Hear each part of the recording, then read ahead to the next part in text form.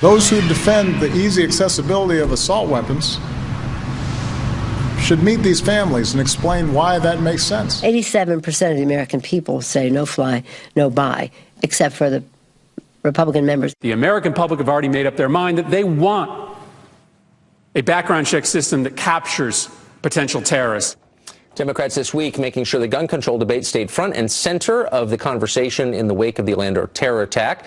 Meanwhile, a recent Gallup poll shows that slightly more Americans perceive the Orlando massacre as an act of Islamic terror rather than simply an act of gun violence. So is the war on radical Islam taking a backseat to the war on guns?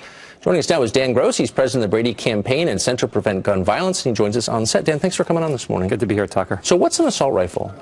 I mean, it's not a question of talking about certain kinds of guns. It is, though, because hold on, wait, stop. The president has said, and Democrats in Congress say, that we should ban assault weapons or not let terrorists get their hands on assault weapons. So before we proceed, let's define it specifically. What is an assault weapon? No, I'm not here to define what assault weapons are. I mean, can anyone define it? Have you heard anybody define it? We are against certainly weapons of war that are intended only to take human life. But let's talk about what I wanted to talk about here. Well, but hold on, wait, hold on. The whole conversation about guns this week is assault weapons. This is a weapon of war. It's scary. That's absolutely not true. Will you concede that you can't make meaningful law unless you define your terms? It's not the conversation that's happening in Congress. It's not the practical legislation that's being proposed. So we should talk about that because there's going to be a vote Monday. We're talking about what we can do to keep any kind of gun, an assault weapon or a handgun, out of the hands of people with hate in their hearts, people intent on doing harm. And there's a lot that we can do, starting with the legislation that's being proposed. Let's address that then. I'm interested that you wouldn't define it, but let's move on to that.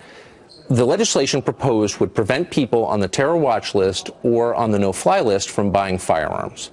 So they would be stripped of a constitutional right without due process.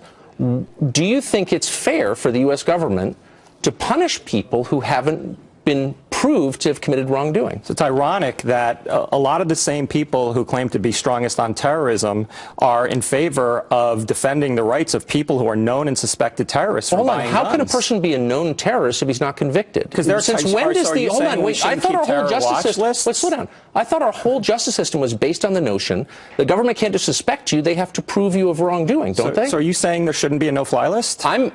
That's a separate argument. Well, no, why? That's without due process. Here's what I happen to think, since you asked. Yeah. If we don't think you're trusted to fly, if we think you're so dangerous you can't get in an airplane, what the hell are you doing living in my neighborhood? You should be in jail or you should be deported. You can have that. So I think that notion is insane. So you should have that conversation. But I want to ask you a basic question about American justice. Do you think the government should punish people without proving them guilty? I think if somebody is deemed to be a known and suspected terrorist, that they shouldn't be able to walk into a gun. Why don't you let me finish? Because it's a basic question. Because if somebody is a known or suspected terrorist, the same kind of person you wouldn't want to let me finish one sentence, please. Okay. If a known as a suspected terrorist, somebody who you don't think should live in your neighborhood, and you're prepared to make that decision, you think that same person should be able to walk into a gun store and buy a gun? Should the person be allowed to vote? And that's where the American public, stands. Look, you do this for a living, so I think it's fair to ask you a question that's a little bit deeper than just what a poll might reflect, which is, what other rights should we take away from people we suspect of being bad people? This is what I think, and this is what the American public thinks, and we agree. I'm not reading polls. I'm telling you, I started by saying this is what I think.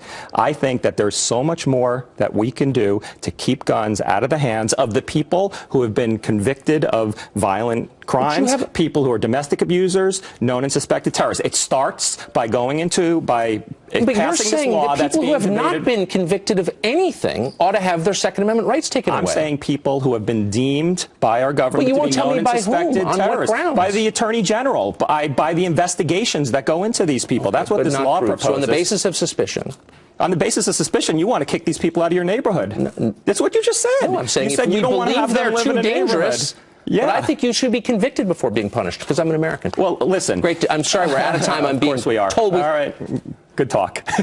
Maybe you could define your terms in the commercial break. I'd love to be back. Dan Gross.